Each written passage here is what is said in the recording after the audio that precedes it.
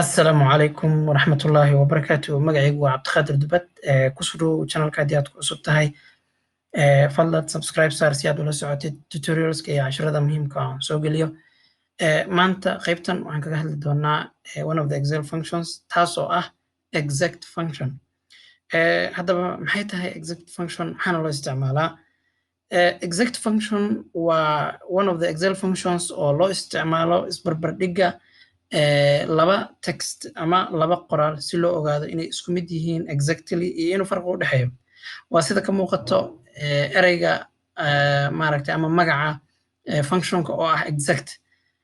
Exact inay isku mid yihiin oo farqi uusan u dhexeynin ama inay yihiin laba isku mid ah. Marka horaan u geli doonaa haddii la yiraahdo sida ku muuqato waxaan haystaa qaybtan oo ah text 1 qoraalka koowaad, tanna waa textiga labaad. Halkanna waa meesha aan maaragtay isbarbardhigga aan ku samayn doono ku ogaan doono.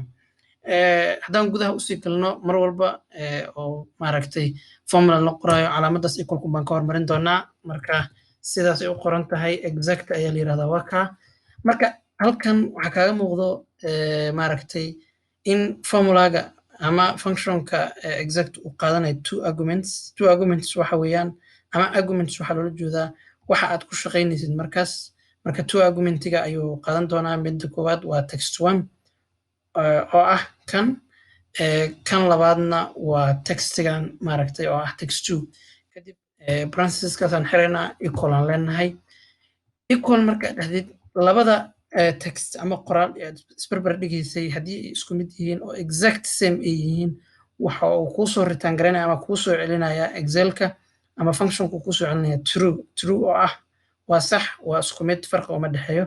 Qaybta labaad aan eegna sida kuu muuqato qaybtan textiga koowaad waxa waaye hello friends, tanna waa hello friends laakiin waa two different cases ama dhanka kale cases waxaa loola jeedaa midna waa small letters midna waa capital letters. Marka let's see bal inuu dhihi doono waa isku mid iyo farqi baa u dhexeeyo.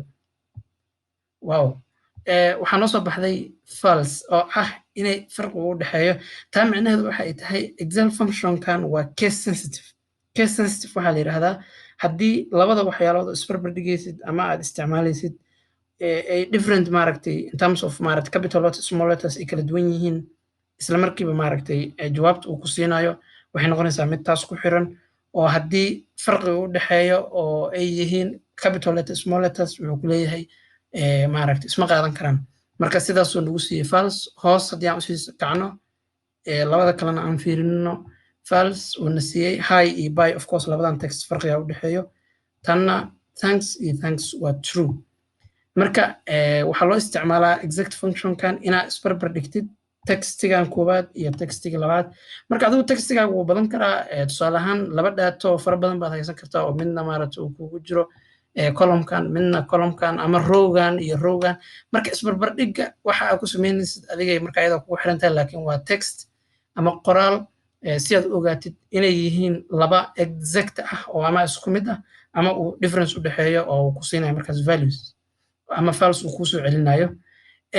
Haddii aan midaan hello friends kan aan si kala u fiirino tusaale ahaan equalka caadiga markaan isticmaalno hello daasaan nire equal midaan waxaad arkaysaa inuu true kuu soo celinayo because waxaan isticmaalnay calaamadda equal laakiin equaltaas mar walba reliable ma ahan oo iskuma halayn kartid mana ahan formula sax oo independent oo gooni ah.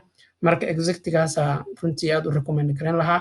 qaybtan maanta intaasaan kusoo koobayaa. aad u mahadsan tahay videogan haddii aad ka hesay like saar asxaabtaadana la wadaag. Asalaamu calaykum waraxmatullaahi wabarakaatuh.